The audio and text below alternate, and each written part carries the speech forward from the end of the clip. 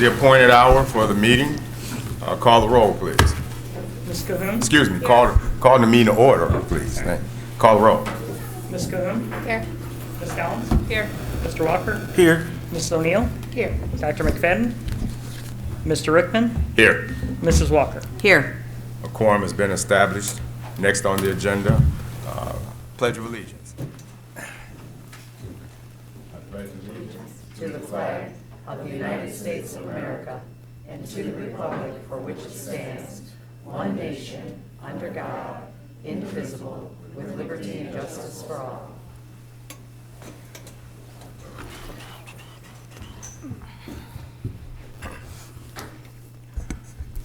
Next item on the agenda are citizens' comments. This is the portion of the meeting where you, the citizens of the Mount Clemens Community School District, can address the board with any of your questions, comments, or concerns. We ask that you come to the microphone and state your name and address. Also, be mindful that you have 3 minutes by which to make your inquiries. Also, you may not receive a particular response to your inquiry here this evening. Last but not least, I ask that you address all questions, comments, and concerns to the chair.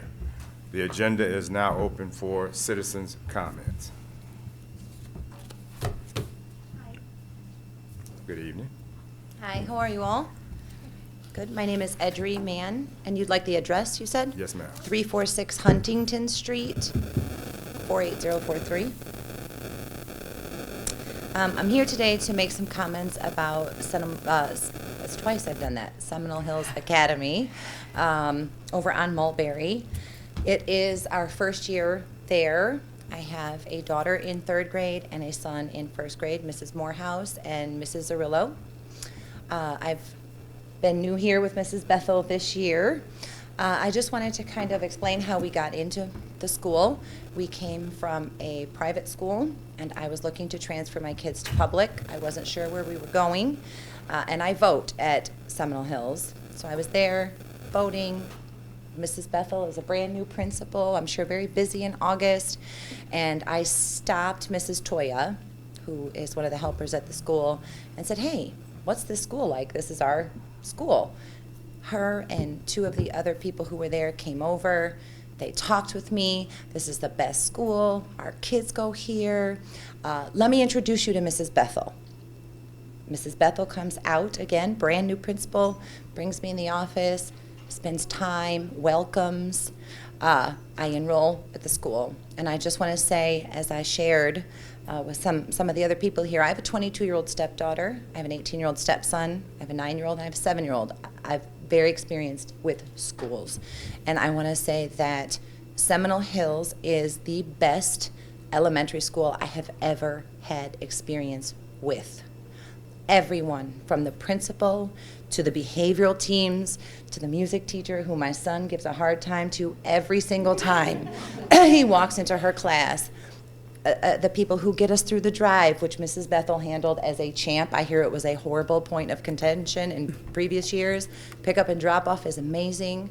Everyone, Mrs. June at the front desk, Mrs. Dawn at the front desk, everybody whose names I don't even know. We get smiles, we get real, our staff really cares about these kids. And I just wanted to say they're amazing. And Mrs. Bethel is heading it up. She has been wonderful this year. There has never been one time that I have walked into that school and not felt accepted, helped, appreciated. My son has an autoimmune issue that makes his immune system attack his brain. And some of the symptoms can be pretty bad behavior stuff, and they've seen him amazing, and they've seen him have a hard time, and they have stood by us, they have helped us. And I don't have enough to say about everyone at the school, and I just wanted to put that on the record and let you know how wonderful Seminole Hills is doing. So thank you very much. Thank you for your comment. The agenda is still open for citizens' comments.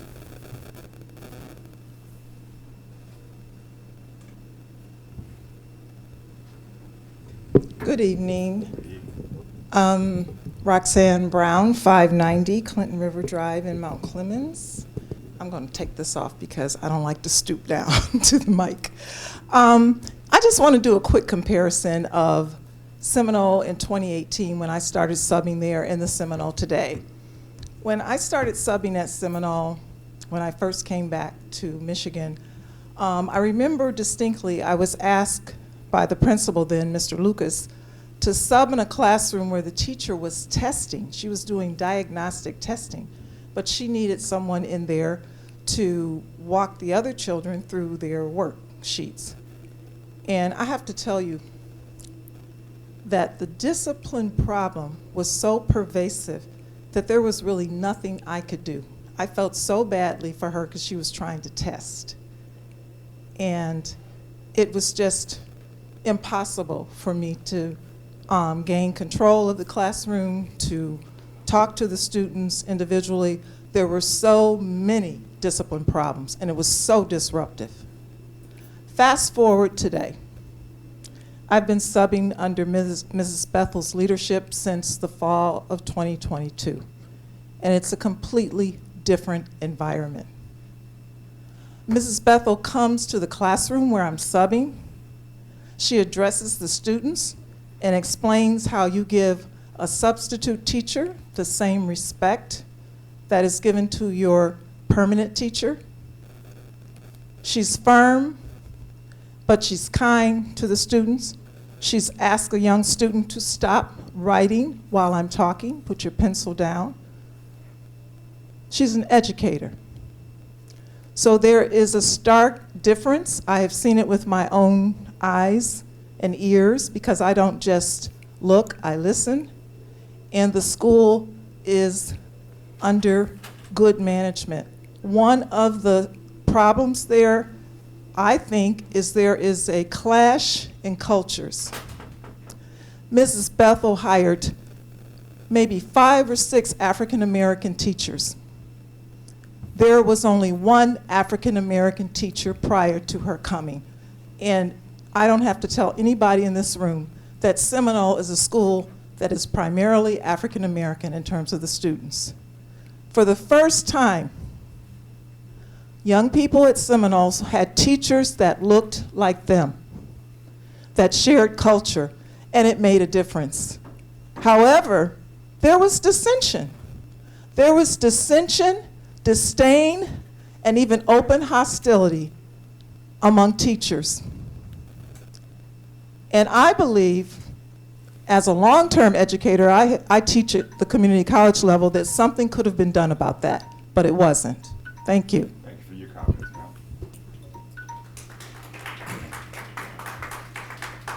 The agenda is still open for citizens' comments.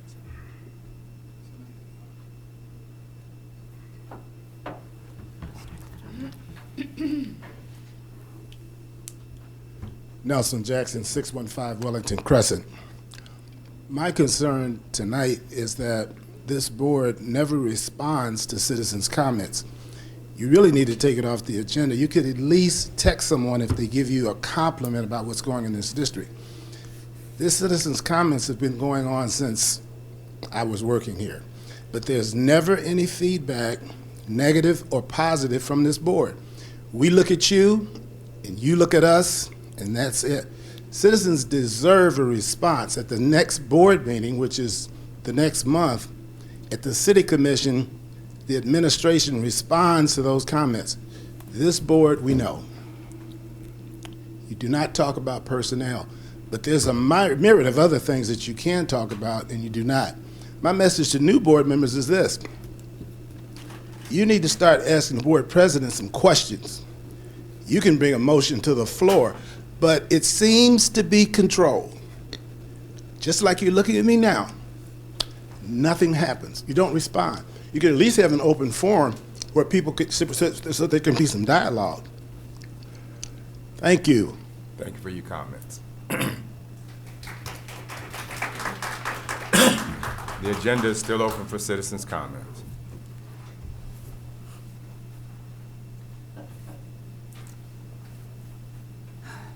Diane Jackson, 615 Wellington Crescent, Mount Clemens, Michigan. Proud educator of Mount Clemens, retired from Mount Clemens, 37 years of service. But I guess I'm looking at, from those 37 years, I retired in 2011, up until this point, what I'm seeing is that if I was a teacher looking at Mount Clemens now, I would look the other way. I do not see the administration giving support to their administrators. I'm seeing an overturn of minority administration in the last 5 years go out these doors real quick. And they did not go out because they wanted to go out. They were released. I'm seeing that same pattern going on right now with another minority administrator. I guess I want to say that either you as administration aren't doing a good job of hiring, or that you need to look in the mirror at yourselves. I see an administrator now that's on the firing line, and this particular administrator had 14 new teachers and a brand new administrator. I don't know how anybody could come in with 14 new staff members and they're new and can walk on water. I would like to know what kind of support that you give that administrator and those teachers. Because I guarantee you some of those teachers are going to walk out the door. And not because they don't want to be here, it's the support. An administrator who's brand new can't give 14 new teachers support. Okay. I look at, so you say, okay, those people are going to leave. Did anyone say to Shirley Monk, who had been here 20+ years, why did she leave? There's been other teachers at this high school that were here when I was here. They're gone. Why did they leave? So I think it needs to be an evaluation, some exit polls of these teachers and staff members that are leaving, and find out what's really going on. Thank you. Thank you for your comment.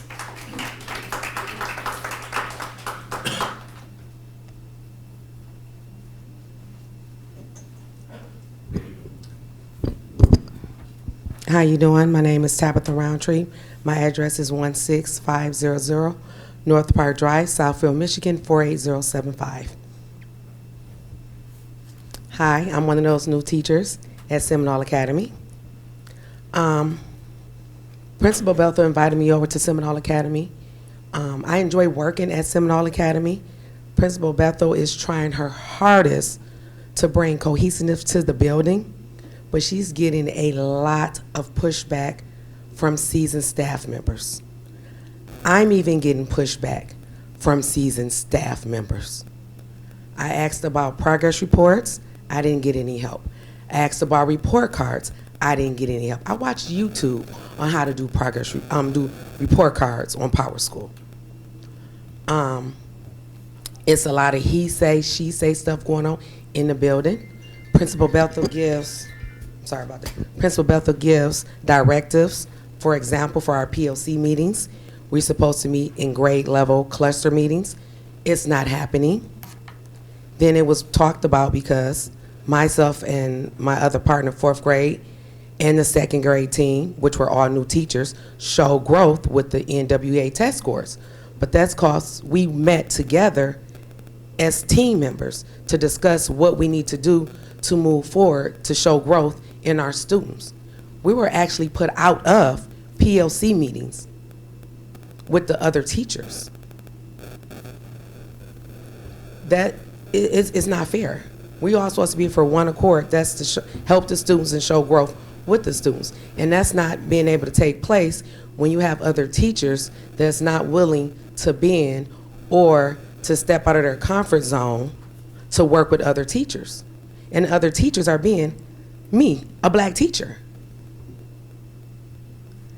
And like I stated once before to someone else when I did another meeting, I've never worked in a, I wouldn't say district, city where it's been so much division. And I've worked for Van Dyke Public Schools, Chippewa Public Schools, now I'm at Seminole. And the same treatment is being happening in Macomb County with minorities. Myself being a behavior analyst, I experienced the same thing that Principal Bethel is going through. I went through the same thing at Chippewa. That's why I left. and came over to Seminole. But now it's the same thing going on at Seminole. And something has to be done about it, and it starts with us. It starts with the teachers. We're not there for ourselves, we're there for the students. And that's what they need to remember, and they're not doing that. Thank you. Thank you for your comment.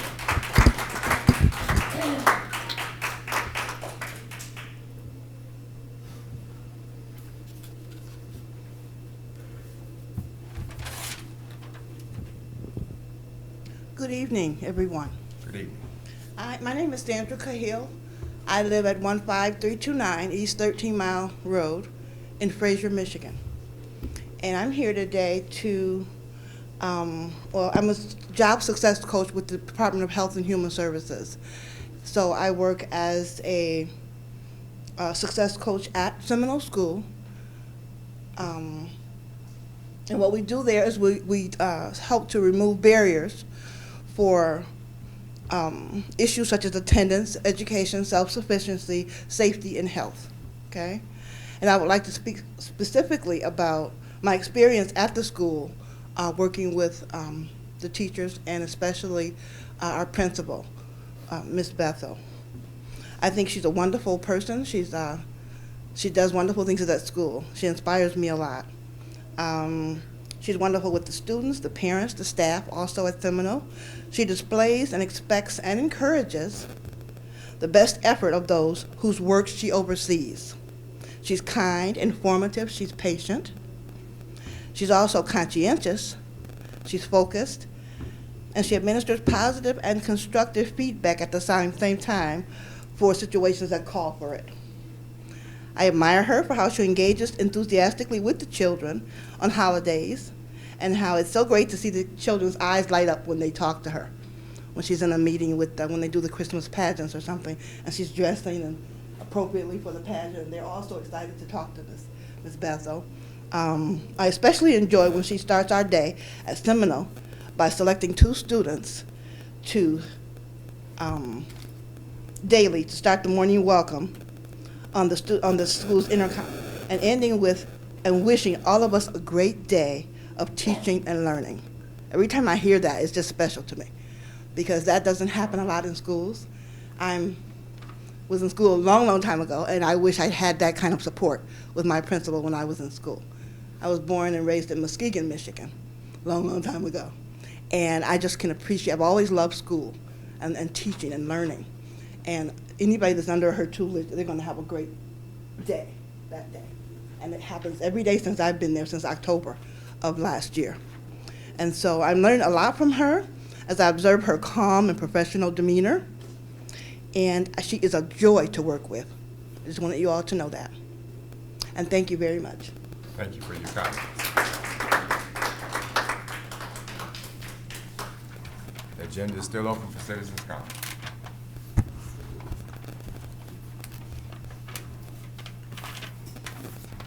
Hello, my name is Jennifer Jones. My address is 25401 St. James, Southfield, Michigan, 48075. I'm also a new teacher in the building at Seminole Academy. And just to kind of piggyback off what the last teacher spoke on, even though being met with so much opposition, despite all of that, there are still so many good things taking place at Seminole Academy under Mrs. Bethel's leadership. One of those things is her major push for literacy. I do understand that there was a program with Ms. Crime in the public library that she's been trying to get off the ground for several years. With Ms. Bethel, that has happened. The bookmobile, comes around for the students every week. We also have story time with Ms. Crime. And many of our students have been exposed to receiving a public library card that they take advantage of and they enjoy. She's also implemented several team building activities and social gatherings for staff members to try and build that cohesiveness and try to regain the togetherness and keep the staff on one accord. Another thing, even though we haven't received a budget still, that she hasn't received, still the implementation and the planning of field trips that expose our kids to cultural activities both within Mount Clemens and around the city is still happening. That planning is still taking place, and we're just waiting for that funding.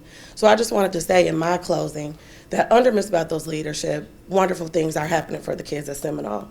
It shows in the responses that I receive from parents and from the students. I've had several students who've asked me, are you coming back? Will you be here next year?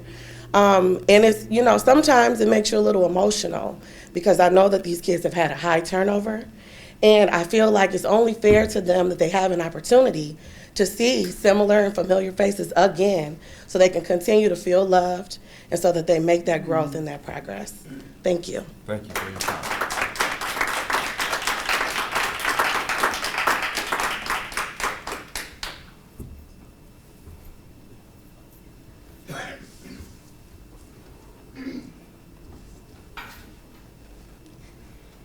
Good evening. My name is Stephanie Kanya. My address is 24899 Valley Avenue, East Point, Michigan 48021. And I would like to start with my gratitude. Over the past few months, we've had a lot of things happening at Seminole Academy. And one of the things that I had the most fun with recently is our Heritage Night. And I would like to ask a show of hands, if it's okay, who showed up at the Heritage Night?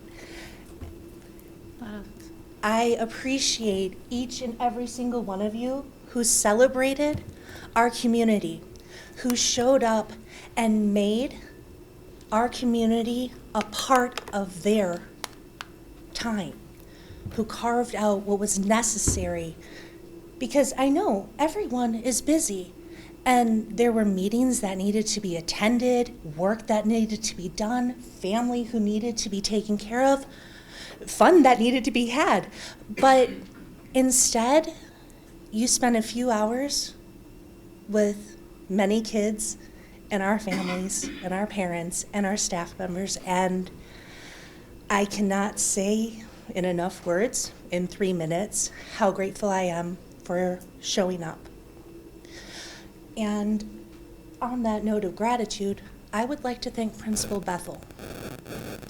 She is a fantastic leader. And I know that there are many people, much like a family, that disagree with choices made and actions taken. And I understand. If we were all able to agree, well, there would only be one of us. And even then, have you ever argued with yourself? I've argued with myself. So on that note, I would like to close with a story about a family, the ones. There's everyone, there's anyone, there's someone, and there's no one. And the task, that's something that needed to get done. Everyone knew that the task needed to be done. Anyone could have done it. And someone became very frustrated that no one was given responsibility for the task. Did the task get done well? Well, I guess you should check with the no ones. Those that raised their hands are probably no ones that have showed up, even though nobody mentioned it. And no one congratulated them. But I appreciate the no ones that have made an effort to bring solidarity to our community. Thank you. Thank you for your comment.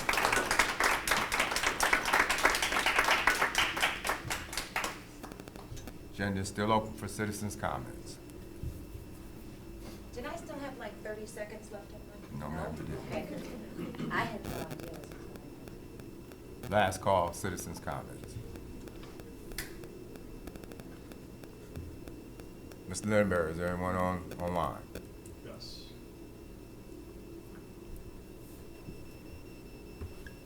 Good evening, Board. My name is Thomas Barnes. I live at 291 Jones Street in Mount Clemens. And I would like to piggyback off of what Mr. Nelson Jackson said. I would really like to know where I can find the most recent copy of the school district strategic plan at. I would also like to know, does the school district have a plan to re-engage families that have left the district for whatever reason. Third question. As we all seek to find what this new sense of normal is post-COVID, what is the school district, what new programs has the school district implemented at the elementary, middle school, and high school level that would encourage a parent like myself who has children who live locally to bring them back to Mount Clemens Community Schools, the district in which I pay my taxes in? So those are questions that I would like to see answered at the next board meeting. I know that we have new board members here who aren't as familiar as I am with the more recent failures of the school district and the high turnover rate you guys have had in personnel in the last 2 years. Your athletic program and how the continual failures of the athletic program. I'm just wondering, where's the strategic plan? Where's the conversation to re-engage the parents? And what is the plan for new programs to encourage parents to come back to the district? I will make sure to be at the next month's meeting to be listening to the board answer these 3 questions that I've asked tonight. Thank you for your time. Thank you for your comments.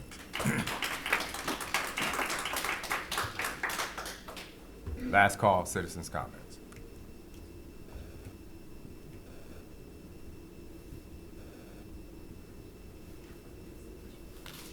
Seeing or hearing none, moving the agenda forward. Next on the agenda this evening, we have recognitions, students of the month, and staff members of the month. This evening, we are happy to recognize some outstanding staff members and students in the Mount Clemens Community School District. On January 16, 2023, students and staff members from the Mount Clemens Community School participated in the Martin Luther King Jr. Unity Walk-In program sponsored by the Interfaith Center for Racial Justice. Seminole music teacher Alma Gale worked with students to sing at the program held at Grace Episcopal Church. 3 Seminole students not only demonstrated their dedication through the preparation for this event, they demonstrated leadership and excellence through their performance at the event. These 3 students sang at the celebration in front of over 100 members of our community as we all honored Dr. King through the Unity Walk and celebration. I would like to give recognition to Ms. Alma Gale and her 3 students for positively representing Seminole Academy in the Mount Clemens Community School District. Ms. Alma Gale, music teacher, Andriana Hartsfield Walker, Leah Engelbert, and Jordan Ingram. Can you please come forward, please?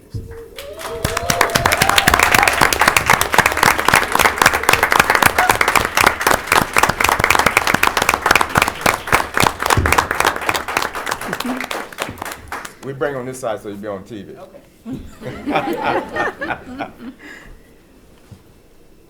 This recognition certifies that Alma Gale, Mount Clemens Community School, in recognition for your excellence in leadership, presented March the 15th, 2023. Congratulations, Ms. Gale. Thank you for your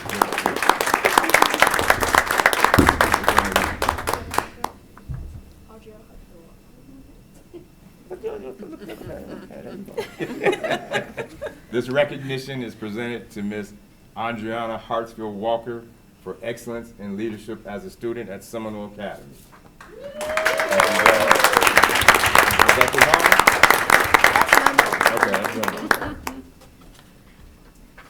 Ms. Leah Engelbert, is she here? She's not here. Okay, she gets the same recognition and certification for excellence in leadership as a student at Seminole Academy. And last but not least, Mr. Charles Slack certifies that you are recognized for excellence in leadership, presented. Okay, somehow I get this, so we need Jordan Ingram. Okay. I'll find it There right it is. there. Excuse me, Jordan Ingram. Presented excellence in leadership. Congratulations, young man, and thank you. Keep up the good work. Just a really quick word here. Yes, ma'am. We also had an additional performer. We had an additional performer that day, and that was Adriana's mother jumped in to help us out too. She helped us at rehearsal, and she helped us at the program. I would like to recognize her as well. Well, thank you all. Thank you very much. Where did I mess up? What happened? I don't know. But no. Oh, Slack. Yeah. Charles Slack is the teacher. He's the teacher, and then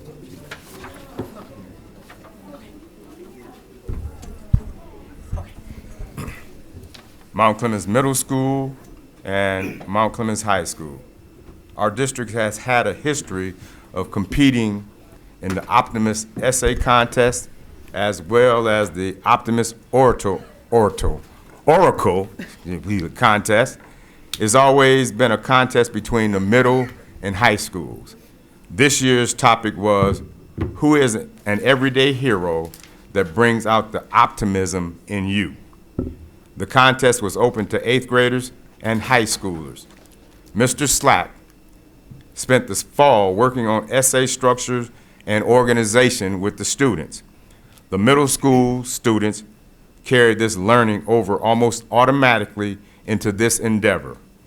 Thank you to Mr. Slack for sponsoring this activity, and thank you to the following students for participating in the Mount Clemens Middle School, for representing the Mount Clemens Middle School so well. So if Mr. Charles Slack is here this evening, we'll ask him to come forward. And Sanaya Gardner, Courtney Thomas, and Matthew Lewis.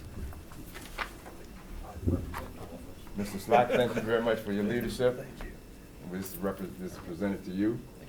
And the students that Mr. Slack led in that competition was Ms. Sanaya Gardner. She was the first place winner. She received $250 prize for winning first place. Courtney Thomas, 8th grader, second place, $200. And Matthew Lewis, eighth grader, $100. They all have a certificates for those 3 students for their outstanding contributions and excellence as students at Mount Clemens Middle School.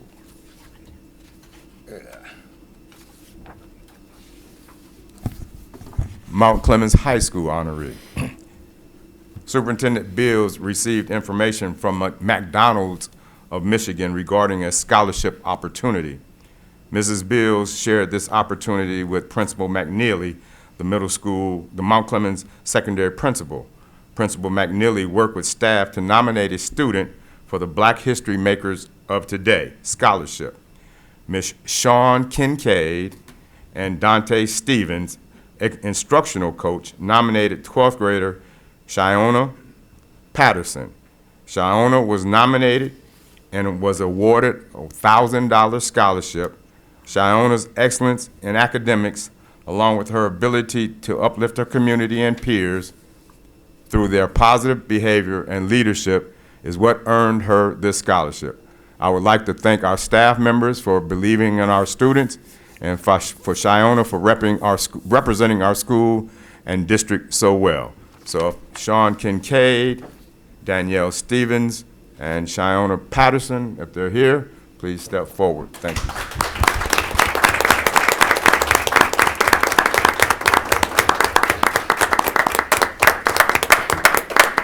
Kincaid?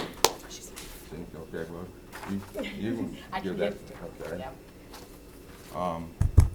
This is presented, certified that Danielle Stevens is recognized for excellence in leadership, presented March 15th, 2023. Thank you very much. Also, this certifies that Shiona Patterson is recognized for excellence in leadership, along with a $1,000 scholarship, presented March 15th, 2023 for your outstanding oracle skills. Congratulations.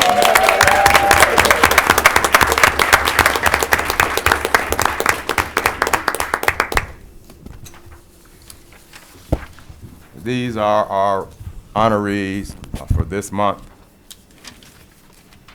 and we look forward to doing it again next month. Next on the agenda, action items. Agenda item 6, the consent agenda. Under the consent agenda this evening, item 6A, approval of minutes. 1, February 15th, 2023, regular meeting. 2, March 9th, 2023, committee of the whole work session. 6B, approval of bills for payment. 6C, approve new hires. 1, special education social worker. 2, speech and language pathologist. 3, secondary complex counselor. The chair would entertain a motion relative to the consent agenda. So moved. Support. Moved by the team of Walker and Walker. It was moved by Ms. Walker and second by Mr. Walker. Are there any questions, comments, concerns on the motion on the floor regarding the consent agenda? Hearing or seeing none, call the roll, please. Mrs. Walker? Yes. Mr. Walker? Yes. Ms. Cahoon? Yes. Ms. Collins? Yes. Ms. O'Neill? Yes. Dr. McFadden? Yes. Mr. Rickman? Yes, the motion carries. Next, action items 7, student discipline. Madam Superintendent. I'll have Ms. McNeely come forward. The parent has not requested a closed session. Parent is also not here. Yeah, I figured that too.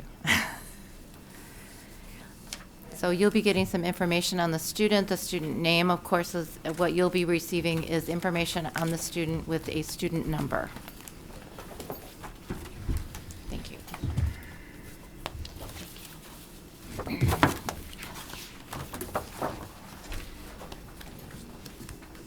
Forgot my own.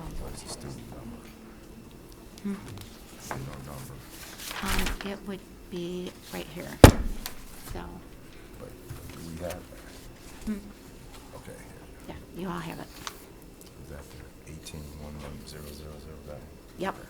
You can do just the last 4 numbers, so the numbers. Yeah, either the first 3, 181 or 703. Okay. 7013. Gotcha. Yeah. Okay. So this student was involved on March 1st. She had, during the school day, some words with another student. At the end of the school day, she followed the student outside, a student getting on the bus, and she and a friend attacked the student and beat her, hit her several times in the head and about her body. This is the 4th fight that this student has been involved in this school year. And she's been at Mount Clemens for 2 years, and she's had 7 fights in the 2 years that she's been here. This current school year, the student does have 15 other referrals for various incidents involving skipping class, classroom disruptions, intimidation of students and staff, swearing at teachers, racist remarks towards adults, and using her cell phone in class. That's this school year. Last school year, she had 39 referrals of many of the same behaviors. I am recommending that the student be excluded from school for the remainder of the school year due to her dangerous behavior.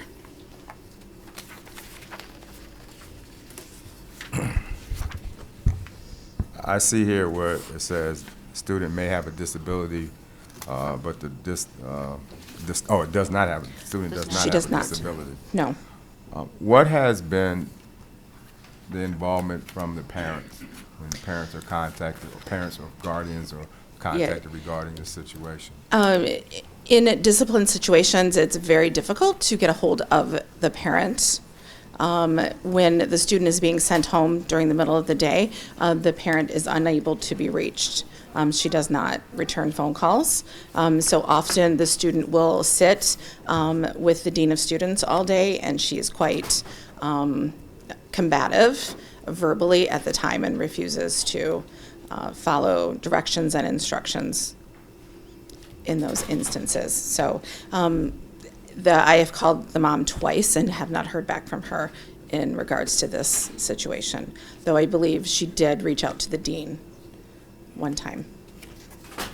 So, and here about restorative practices, the student refuses to participate? Correct. Help me Yes. understand what would it Yes, she won't engage with the teachers, the dean, any adult, or any students in regards to restoring the relationships that she's had instances with.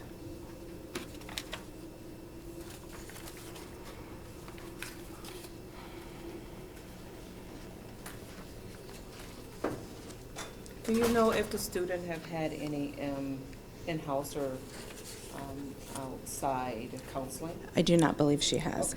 It has been, to my knowledge, recommended that she go to our in the building, use those services that we have through the health agency, and that has not happened.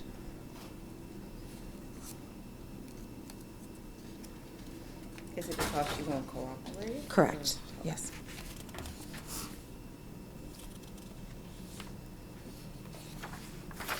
If I'm reading this correctly, her attendance is a major issue.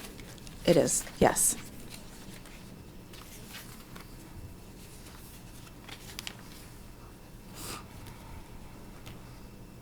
I'm just looking at her grades too, and she's got an A in math.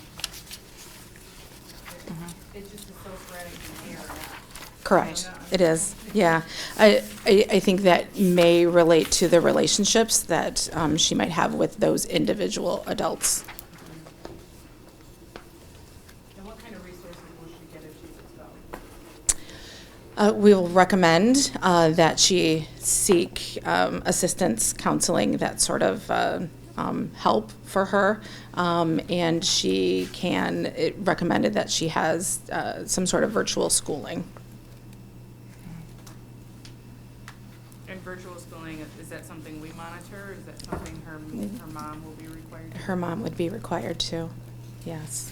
She's not a special ed student, so the school would not provide that.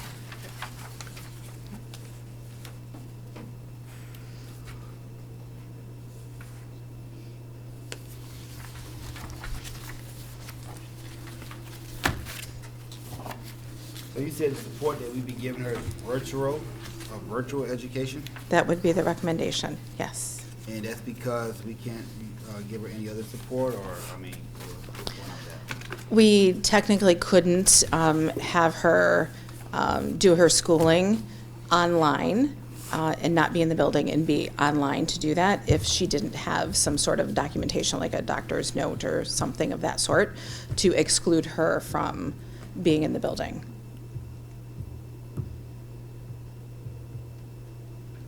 What kind of resources will we be providing to mom to assist in that virtual education? Are we providing mom with the necessities she needs? Absolutely, yeah. Walk me through that. What are we providing? So we would provide, she has a Chromebook currently that she could use to access the virtual schooling and also the various options she would have to enroll her in, so the various virtual districts she could go to. We also support with internet if they don't have Yes. it. So we also provide internet for families that don't have it. Mhm. She could still, we would make a referral to CARE, so she could still access CARE and use the facilities that we have here through Henry Ford.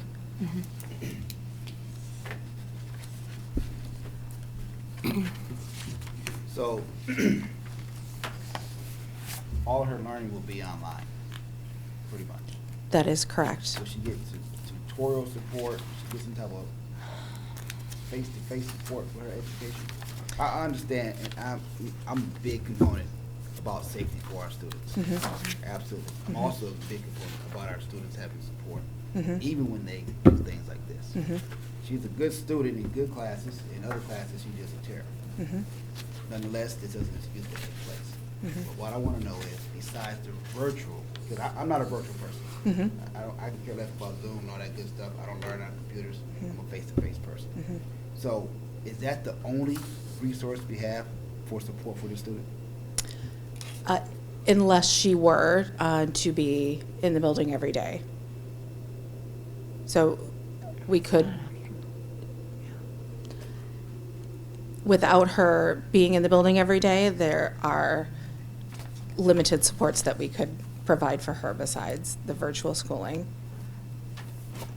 and the clinical support. Is she getting, was she evaluated by social worker or health behaviors, behavior science, or whatever? My understanding is that she refused to do that, her and her parents.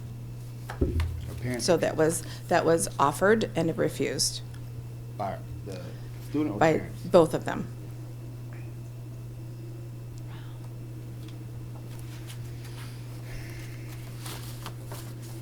Did,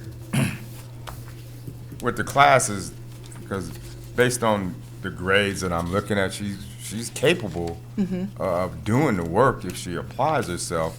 And I was wondering, was there any conversation between, with the teachers where she's being successful and what it is that they're doing or what they're not doing? But then when I looked through this, even where in one of the classes where she got an A, she had some behavioral issues, walking out of the class, banging on stuff, coming in and out of the class during the class period and disrupting the class, but she still was able to get an A in that classroom.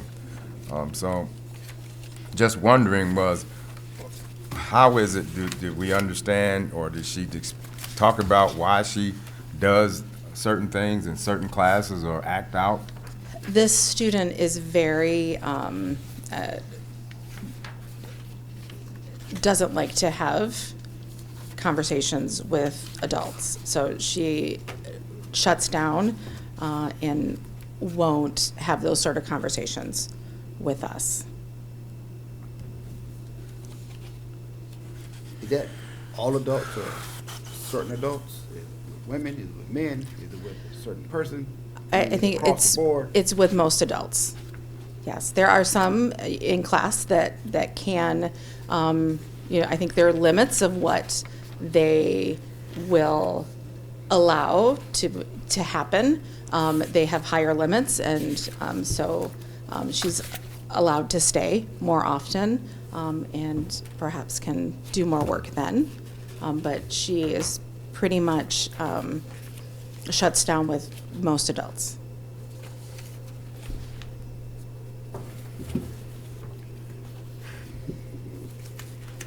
Have parents tried to work with you at all in bettering her behavior? No.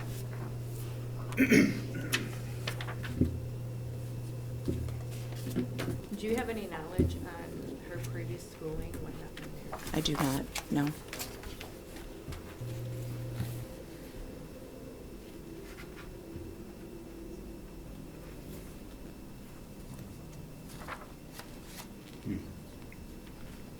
Any additional questions, comments, concerns? Yeah, I got a couple Yeah, go ahead. concerns. We have a trouble student, Yes. and this student is put our other students at risk. Yes. So I'm not belittling that one bit at all. But we have a trouble student. Mhm. And the services we provided for the student, online education, if she's having trouble at this capacity, online education is there's no success in it. It's not going to work. They refuse to get the services needed to evaluate the child. Yes. So that's to stop the roadblock from us giving them more services. Is that correct? Correct. Yes, So pretty much our hands are tied with that. correct.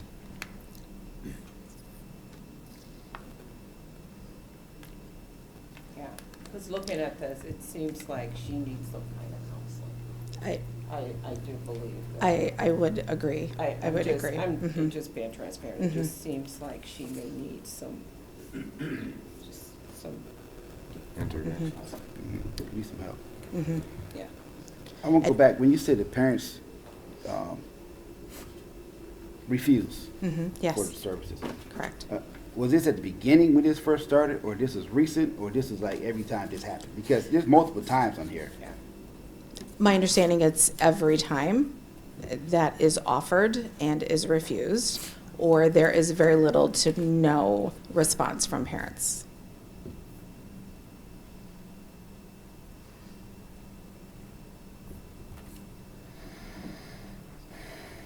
This says 7 fights in 2 years. I'm assuming she was suspended all 7 times? Yes. It was progressive for the school year. So I believe it was 3 days, the first fight, and then progressive from there. And you said it was her and another young lady that, Correct. so it's 3 total? The victim. This is 4 fights total. No. I'm sorry. This last episode. Yes, there There's were. 3 individuals. The Correct. victim and 2 other people. Correct.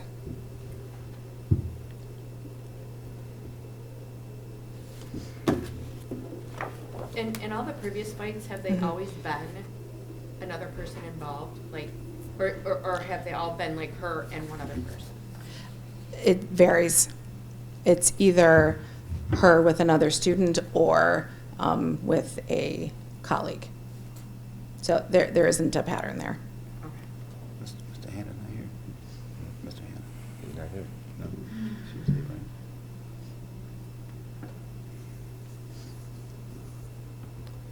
Any additional questions, comments, concerns?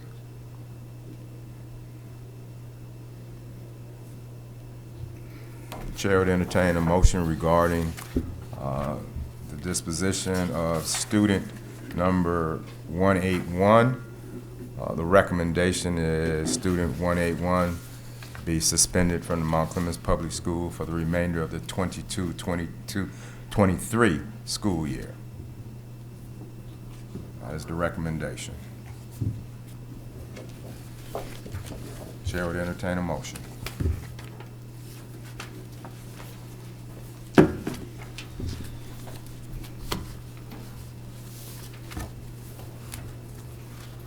No motion, so let's talk.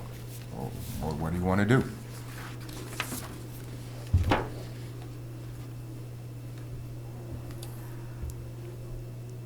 I don't disagree with the motion, but, There is no motion. well, the recommended motion. I have a question. We have 39 referrals here for aggressive behavior. That was just last year. 7 suspensions. At what point do we say enough is enough and law enforcement is now involved? Because if we have parents that aren't interacting with us, at what point do we say this child needs to be dealt with? I don't understand why we've got this many incidents. To a point, now we're here because another child is hurt. What are we missing?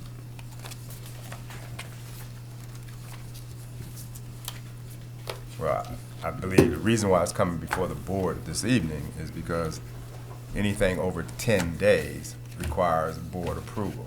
The other separations from school have been under 10 days.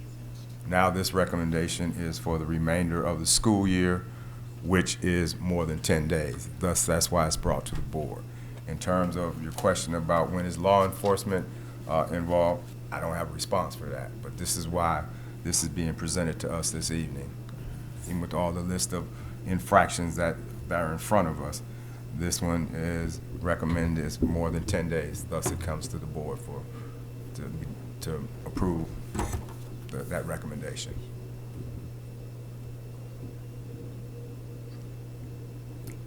And again, I don't disagree with the recommended motion as well, but I know that it just breaks my heart to, I know these kids are troubled kids and we do have to keep our other students safe. I do, but I mean, if she's suspended, can we get her some help? Can we get the parents some help? I don't know.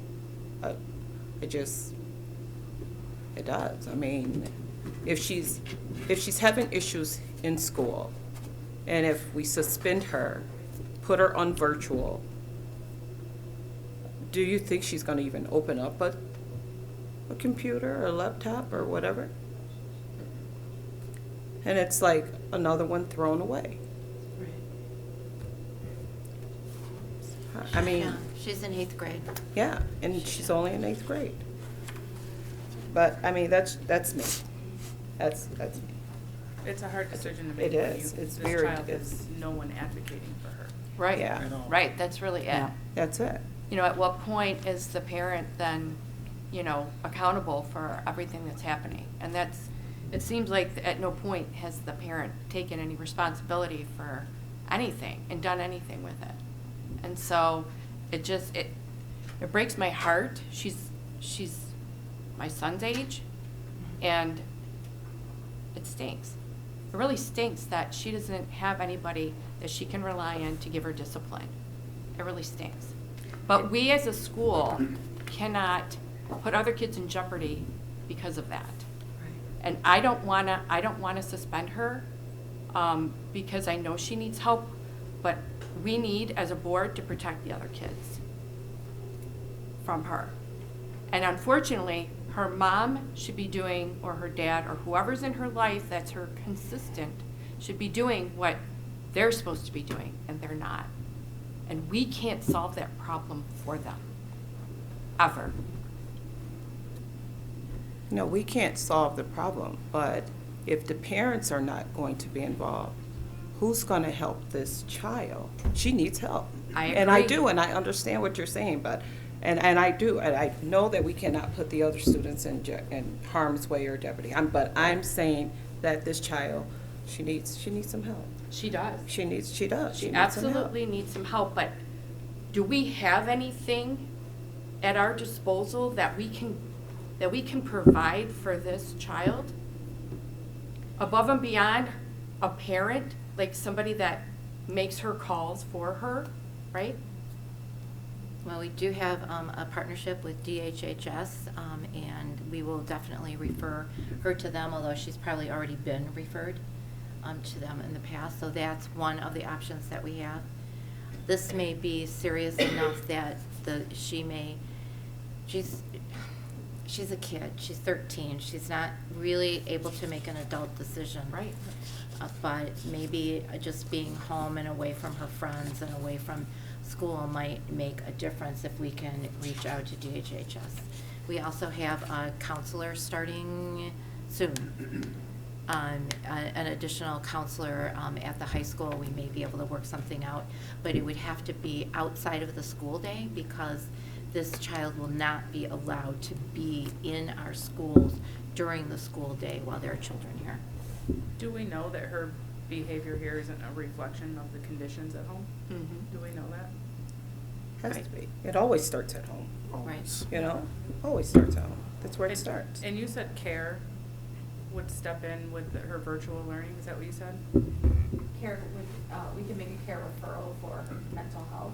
Now, when you say care referral, are you referring to like Care House? Yes. Okay. Yeah. Care House or Care of Southeast Michigan? Care of Southeast. Care of Okay. Southeast Yes. Michigan. So do they have social workers that will step in and work with this young girl and her Yes, family? if they choose. Okay. If they cooperate, is that what you're Right. saying? Yeah. Yeah. We can't make that choice for them. Yeah, we They have can't, to we make it. can't, yeah, yeah, Right. absolutely. They have to decide. Right. And tonight, the biggest thing is not about what we're going to do in reference to keeping our children safe, 'cause that's automatic. We're going to keep these students in this district safe. I can promise you that. On this board, that's the first thing we're going to do. Road to the battle, whatever, we're going to make sure these students are safe. So I'm not going to put them at risk. But biggest thing is, my concern is, I don't want to put any child at risk. And the resources that we don't have for this child is, I'm like, wow. And I wonder about all this past progression, how did they get this far without her getting those resources? That's what my biggest concern is. I ain't seen no social work in here. I understand the parents refuse and the child refused and everything else. This is 2 years worth of data. 2 years is 24 months. That's a long time. That's a very long time. There's 30 days in a month. I can't understand why there's no more resources than that. But the bottom line is, what we're going to do tonight is going to make sure our students in our district are taken care of. They are going to be protected. And like I said before, I am not going to compromise the safety of the students in this district. With that being said, Mr. President, I'd like to make a motion. Motion is in order, sir. I move to support the recommendation of the administration. Been moved by Dr. McFadden to approve the recommendation for student 180, excuse me, 8181. And the recommendation is expulsion, suspension for the remainder of the 2022-2023 school year. Is there a second? Support. Second, Member Walker. Any additional questions, comments, concerns on the motion on the floor? So this is a suspension for the rest of the year. Yes, it is. Okay, then what happens at the beginning of next year? She has to come before the board for readmittance. There will be a behavior plan in place, and hopefully there will have been some counseling as well. Okay, thanks. That was my next question.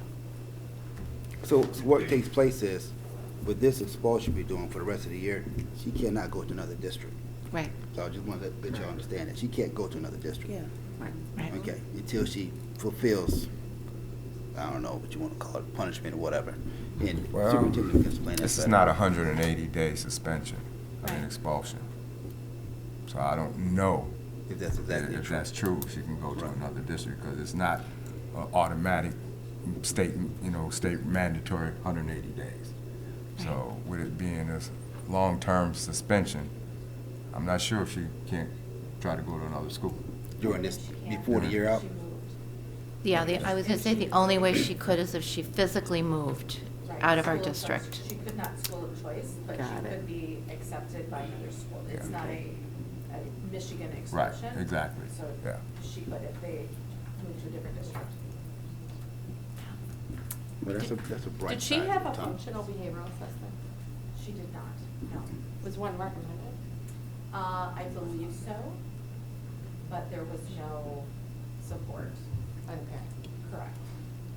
Does there And have to be a She also support? does not have, yes, yes. Yeah, she's a And minor. she also does not have any special ed services. She doesn't qualify. I know, but you can do a functional behavioral assessment even without a diagnosis or anything like that. Yes. You have to have You gotta have You parent have to have support. parent support. So the parent has to. Yeah, she's a minor. They have to. The They don't have to teacher- initiate it, well, but the they have teacher to- can. They have to approve. The parent. Correct. Yes. So it's really, what this comes down to is a lack of parent engagement. There is very little parent engagement, yes. That's my biggest fear. Is lack now. I don't know what's going to happen afterwards, but I know what's going to happen for this district, for these students. Yeah. How long will it take for CARE to attempt to work with this child from this point? That depends on how backed up they are. I know that they are quite backed up.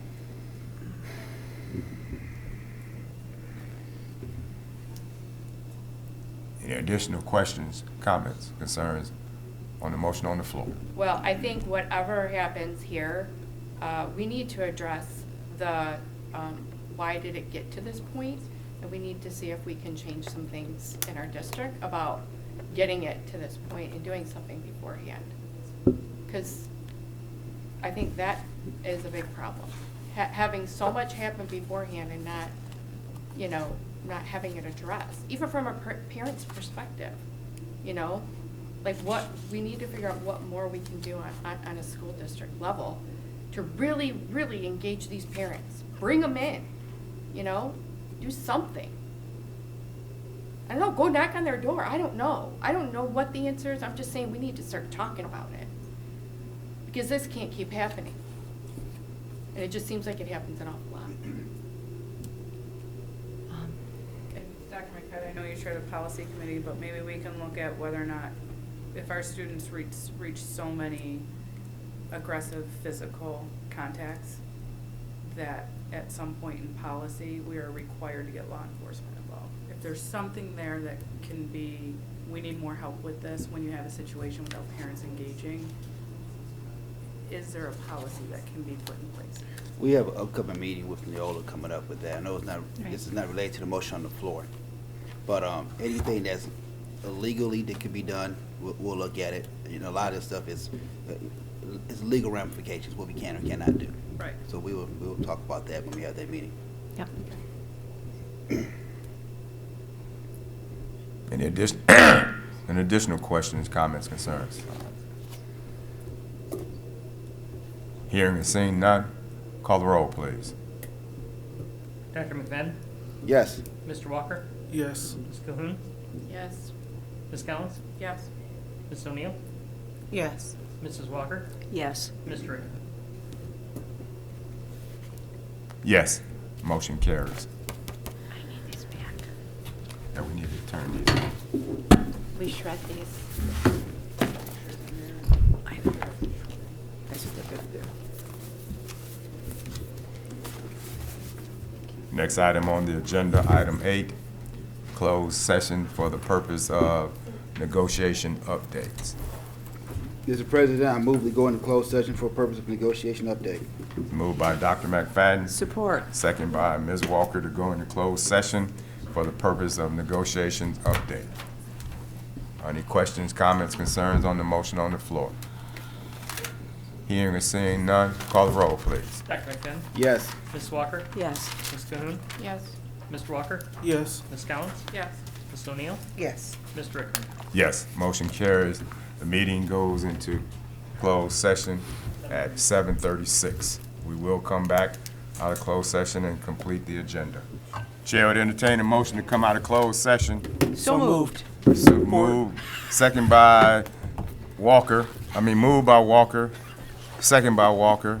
You know, you can figure out who did what, but we'll say Jay Walker moved and D Walker second. Okay. Ready? Any questions, comments, concerns? Call the roll. Okay, Ms. Walker? Yes. Mr. Walker? Yes. Ms. Collins? Yes. Dr. McFadden? Yes. Mr. Rickman? Yes, motion carried. The meeting comes out of closed session at 8:42.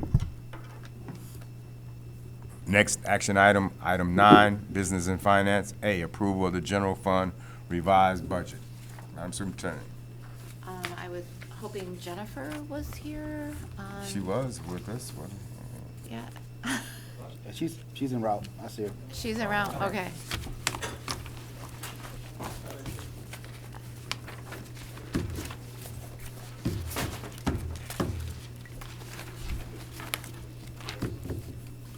Jennifer, we are on the revised budget.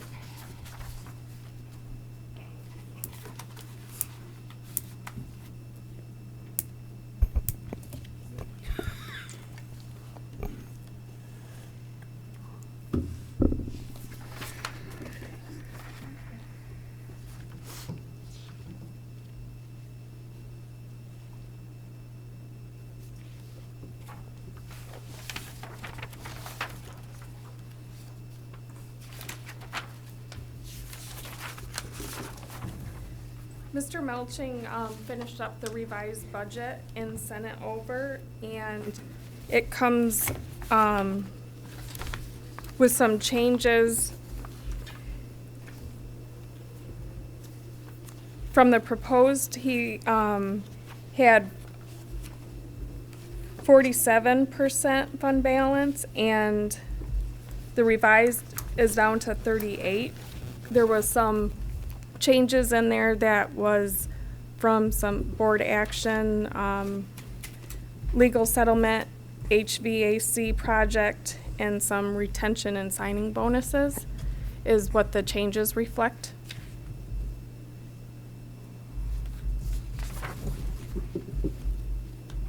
So you're saying that the initial budget had 7,384,000. 48. 48,503, and the revision for the projected ending balance is 6,086,044. Yes. And that is due to the payout, the settlements that we paid out, and expenditures involved with the HVAC Yes. program. Yep. It's not due to a lack of revenue coming in, but on expenditures that we weren't aware of, or expenditures that had to be amended for this budget. Correct. Yes.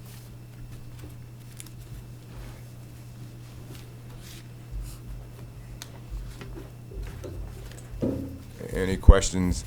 I know we talked about this in length at the work session, but if there are any additional questions regarding the amended approval of the general fund revised budget. Did we get a final number on the air handler project? No, I do not have that yet.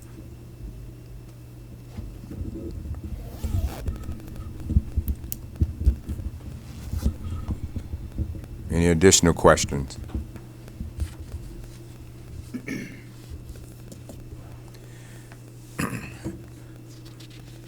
So the revised budget is from $7,348,503 to $6,086,044, going from a 47.25% fund balance to a 38.42% projected fund balance. The chair would entertain a motion for approval of the general fund revised budget. So moved. Moved by Member D. Walker, Support. second by Member J. Walker. I don't like that. What did I say? You say Mr. Walker and Ms. Walker? I can, however, it doesn't matter, Any questions, comments, concerns on the motion on the floor? Hearing and seeing none, call the roll, please. Mr. Walker? Yes. Mrs. Walker? Yes. Ms. Collins? Yes. Dr. McFadden? Yes. Mr. Rickman? Yes, motion carries. Next item on the agenda are informational items. Item 10, Business Committee. 10A, Financial Reports. 10B, Contract Listings. Any questions regarding the financial reports or the contract listings? Anything to add, Ms. Collins? No. Okay, hearing no questions regarding item 10. Item 11, Superintendent's comments. Good evening. I'll keep this short. First of all, I'd like to congratulate our students and our teachers that were honored tonight. It's been a really long time since we've had kids and teachers up here, and I'm really proud of our teachers and really, really proud of our kids. I'd like to welcome our new staff. They're all sorely needed, and I can't wait for them to start. And our spring break is April 3rd through 9th, 8th? Well, the 3rd is Monday. So 3 through 7, and I just hope everybody enjoys their time off and relaxes. I hope the kids all read a book. Those are my comments. Thank you. Next, item 12, committee reports. Are there additional information from the Business and Finance Committee? No. Thank you. No report from Community Coalition or the Educational Foundation. Thank you, sir. Dr. McFadden, policies, any development on the policies? Well, after election, we got a lot of changes coming down from the state, so we are having our meeting coming up end of the month, and the Neola's already reached out and stated that there's a lot of stuff going to happen. So our first meeting in the next week or two. Then I have some report for next board meeting. Thank you. The county legislative meeting was held last Thursday at the same time that we had our board workshop. Needless to say, I came to the board workshop as opposed to the legislative committee. But Madam Superintendent, you have the superintendent's meetings. Is there anything legislatively that we need to be aware of or is trickling up from Lansing? There's a lot going on, frankly. Right to work, right now it's only private unions. It's not involving public unions, which would be our teachers.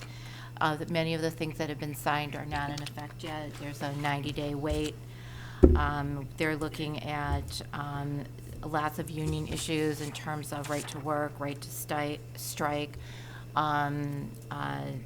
assignment, where we have the right of assignment. That's on the issue, healthcare and evaluation. There's a lot going on, and I'll fill you in when we know more. Today was just kind of a list of all the things we really don't know yet. Thank you. Excuse me. Any questions?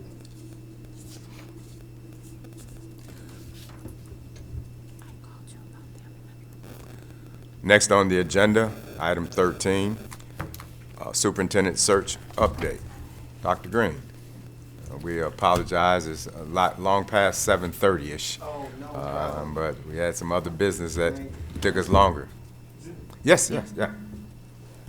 So, did you guys get some handouts from me? Yes. So, the first thing I'd like to do is just review the survey. So, everyone has a copy. I don't know if it came in color, but, It did.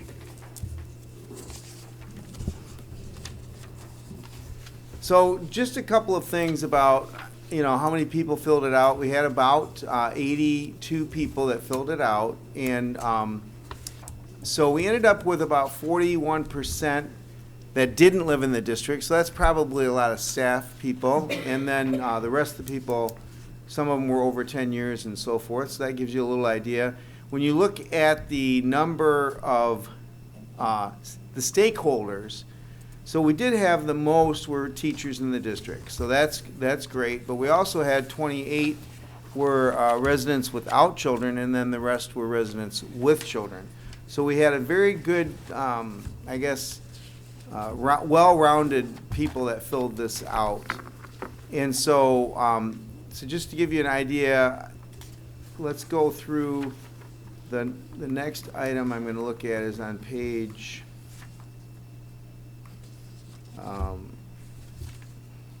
Just after the comments, which of course I know you would read.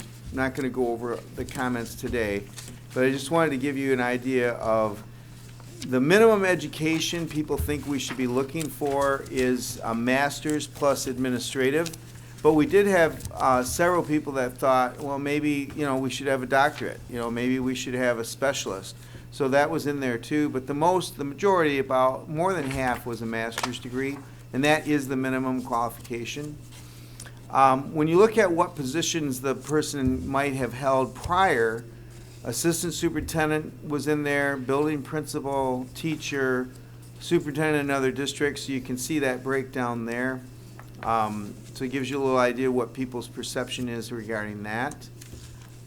Going forward just a little bit, what are the areas of expertise that people think that a superintendent should have? And the highest one was curriculum development. And then you've got public relations, maybe some budget, human resources. I mean, all these areas are important, but you could just see how people's perception is of what they think the person should be focused on. And so as you go forward a little bit more, again, the type of leadership, type of management style that they might be interested in. And transformational leadership actually was number one. And then collaborative after that. So people have the perception that, hey, there needs to be some transformation here as we go. So are you guys still with me? Page 19, 18 and 19. Thank you, thank you. I don't have the hard copy with me, but, so now we're looking at, all right, so what are some qualities that we want to think about, or skill areas, experiences? And so the number one is exceedingly responsive. And so you look at that breakdown, and people want somebody that's going to follow through, follow up, get things done. The ability to direct an effective management team was number two.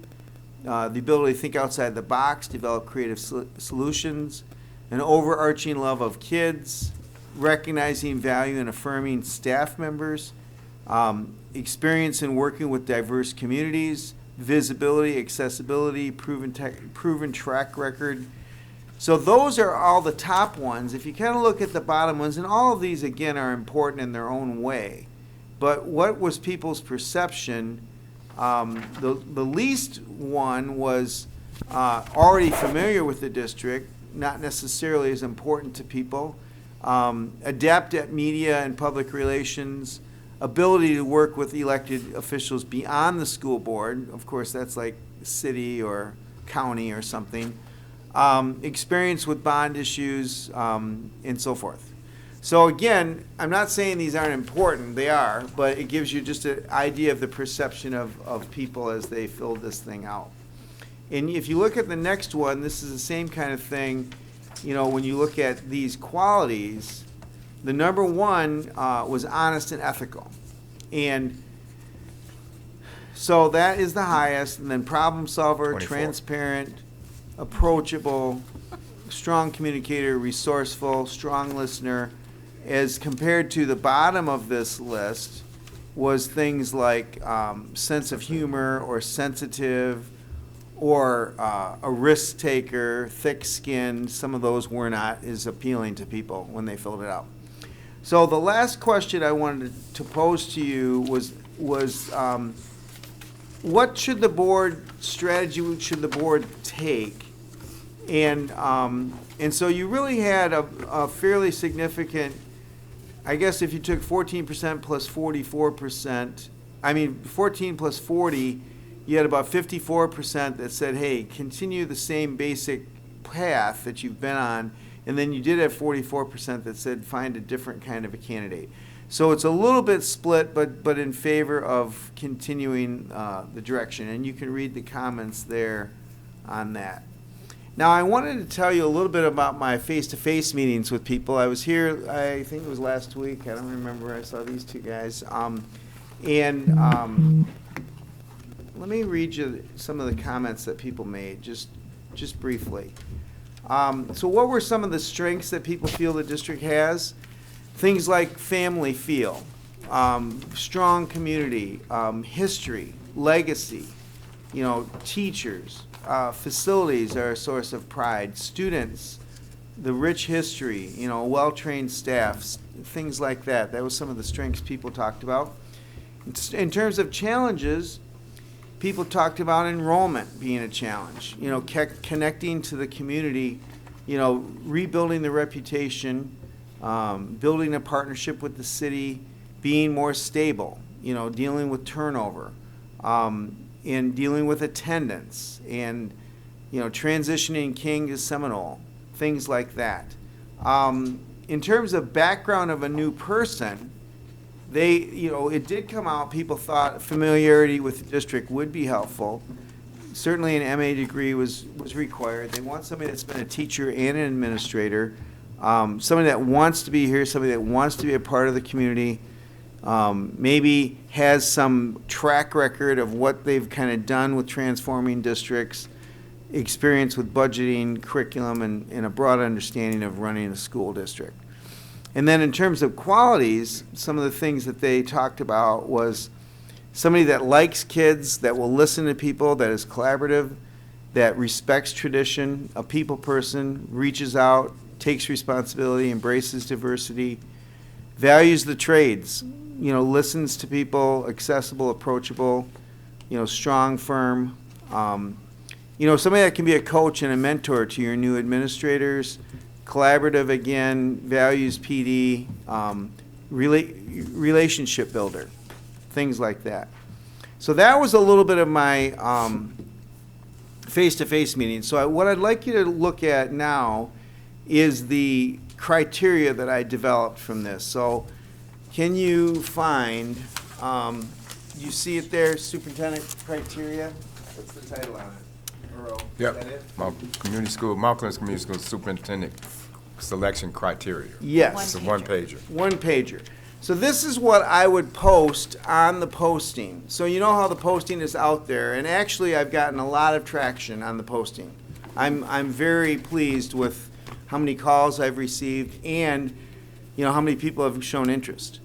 So this would be on top of that. So we've got our posting, we would put this as an attachment to that. So what I tried to do is take the survey and the information from people that I talked to and put these qualities together. So it's all up for grabs. If you think there's a word or two that needs to be changed, I want you to just let me know tonight, because I can make these changes before I post this. But basically we're saying that we're seeking a strong, creative, and collaborative leader to work with the board, staff, and community to create a successful educational experience for all students.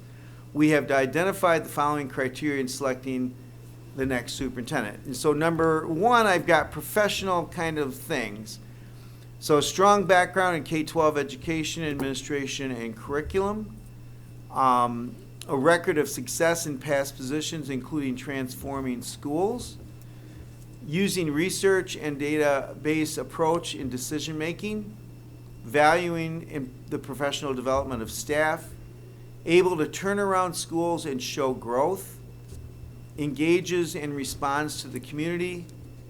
Advocates for public education at the local, county, and state levels, and able to build community connections. Should we So add thoughts on pre-K? that? Yes, okay, sure. Pre-K? Yep. Instead of K-12? Yes. Yep. Got it, thank you. Other thoughts on any of those? Does that feel like kind of what you've sensed and felt? Mr. Walker? Mrs. Walker? I heard that a little bit. Anyone? Miss Collins? Does that sound all right? You feel like it's okay? And I might have made a few little adjustments after I sent it to you, actually, Earl, so there's a few little words, just in terms of how it was reading. The vision, so obviously we want somebody that has some vision. So I put in here, think strategically and can inspire others toward the shared district vision. Understands teaching and learning is the main mission of the school district. Can identify and establish both short and long-term goals. Identifies emerging trends, anticipates their impact, and develops strategies to address. So, of course, that is a little bit related to your trends and things that you're in, but we want somebody that's going to be able to anticipate some things and help us be successful, right? So that's what I'm thinking. What do you think? You like that? Anyone? So my thing is creating a shared district vision. We haven't had a strategic plan in a long time. It's just up to you. It says that. Creating. You already have a strategic plan? No, Oh, you don't? and that's, That would be part of it. I So think that that's idea of part of it. shared, but shared. right. Yep. To creating a shared district vision was my thought, but that's totally up to Yeah. the board. But they do need a strategic plan. Yeah, they need to do one, but that would be a question that we can ask. So I put that question on the interviews. Got it. All right, the next area is personal qualities. So, honest, ethical, and transparent, good communicator and effective listener, visible, approachable, and accessible to staff, students, and community, treats others with empathy and respect, has strong leadership skills that can bring people together toward common goals, builds trust in the school district and community, willing to become a community leader, and has ability to work collaboratively with the Board of Education to build a strong culture of trust and loyalty between the board, administration, staff, and public. Now, what do we mean when we say willing to become a community leader?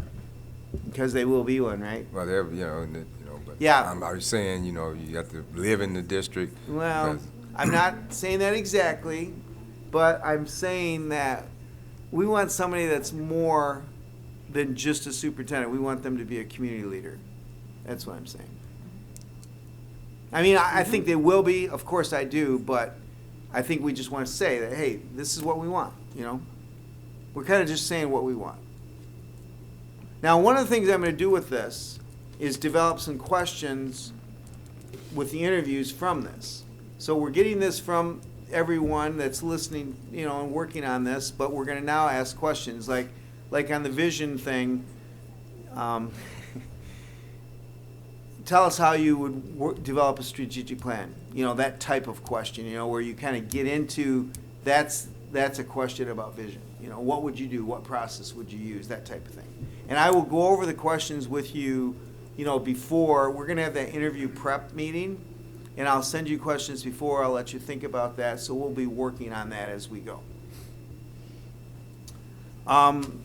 The last one, collaborative decision maker, will effectively explain district decisions and follows through, will effectively oversee the budget and manage, I'm going to say, hold it here, will effectively exchange and follow through. I'm going to take the S off of that. Will effectively oversee the budget and manage the finances. Recognizes, values, and affirms all staff members. Ensures the excellent management of facilities. I mean, it's a pretty comprehensive list, but it follows a lot of the comments and things that people said. So I kind of feel like it feels like kind of things we want. Thoughts? Anyone?